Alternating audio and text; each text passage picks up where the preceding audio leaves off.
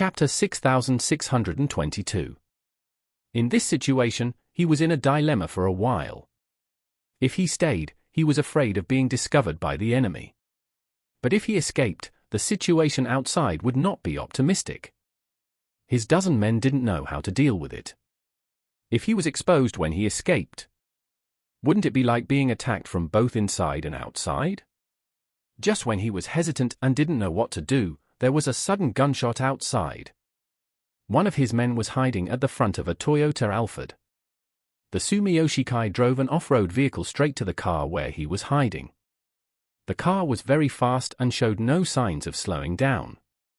It hit the side and rear of the Alphard with a bang, knocking the Alphard to the side. The killer hiding at the front of the car was afraid of being run over by the car. So he could only roll along and try to hide under the car next door.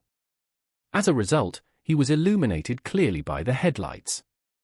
The Sumiyoshikai members who were on guard outside the encirclement saw that there were people hiding there. Without waiting for the boss on the scene to speak, those who had guns immediately drew their guns and shot. After the killer hid under the car, he quickly dodged and rolled from the bottom of the car to the other side of the car. He then turned sideways and raised his gun to fight back. However, he was no match for so many Sumiyoshikai members. Although he also shot a Sumiyoshikai member, his left shoulder was also pierced by a bullet when he leaned forward to shoot. When the others saw the fight had started and their teammates were injured, they knew they couldn't escape. So they simply started shooting at the members of the Sumiyoshi Society from their hiding places. The outside of the door suddenly became a gunfight scene, with continuous gunfire and extremely lively. Although many brothers of the Sumiyoshi Society fell, they had the advantage in numbers and firepower. So after a few rounds of shooting, they also killed 3 assassins from the Bluestone Alliance and injured 2 others. The person in charge of the Sumiyoshi Association at the scene made full use of the advantage of the outermost encirclement.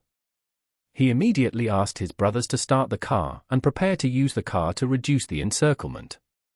At the same time, he deliberately said loudly, "Brothers, get some bottles out of the car. And then draw some gasoline from the fuel tank to make incendiary bombs to burn these BA-5 tards to death in the encirclement." A5 Shoal. One of the Bluestone Alliance leaned against the car and shouted loudly, "If you have the guts, compete with whose gun is faster and whose gun is more accurate. What kind of hero is throwing incendiary bombs?"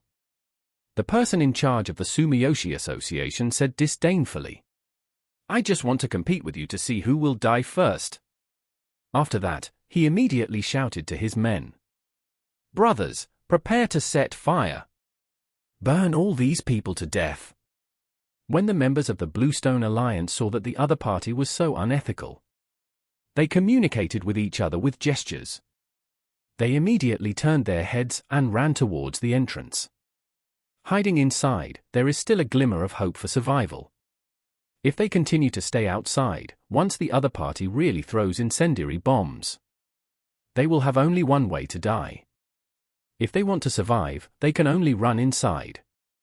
When the leader of the Inagawa Society heard someone running in, he didn't even bother to check if there were any spies around him, and immediately shouted, "Brothers, no matter who comes in, beat them to death."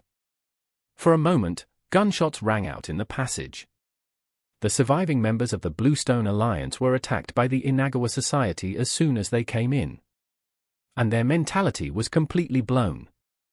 They are usually international killers and have killed many heavyweights. Many tasks that claim to be extremely difficult have also been completed by them one by one. But they have never been so humiliated. They were caught between 2 groups of people and beaten to death. The people of the Inagawa Society fought very resolutely and hard, because they had been caught between 2 groups just now. The younger brother who was about to go out to drive was killed by the enemy outside. He had a lot of anger and nowhere to vent. So he simply took it out on these killers. As soon as the assassins of the Bluestone Alliance came in, 2 of them were shot down by random gunfire.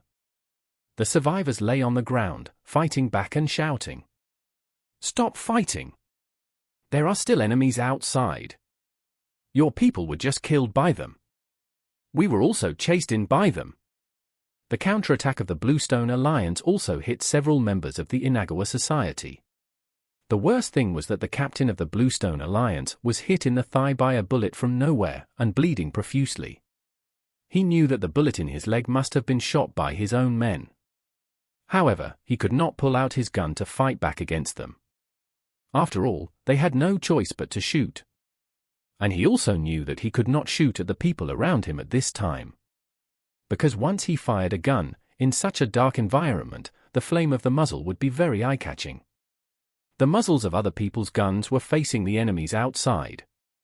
But his gun was facing the own people next to him, which would inevitably be discovered by the other party. In addition, the other party suspected that there was a spy, and that he might be shot to death by random gunfire. At this time, he was already desperate. At this time, he would probably not be able to escape tonight. He could never have imagined that this several hundred meters long backstage passage would become a cruel meat grinder.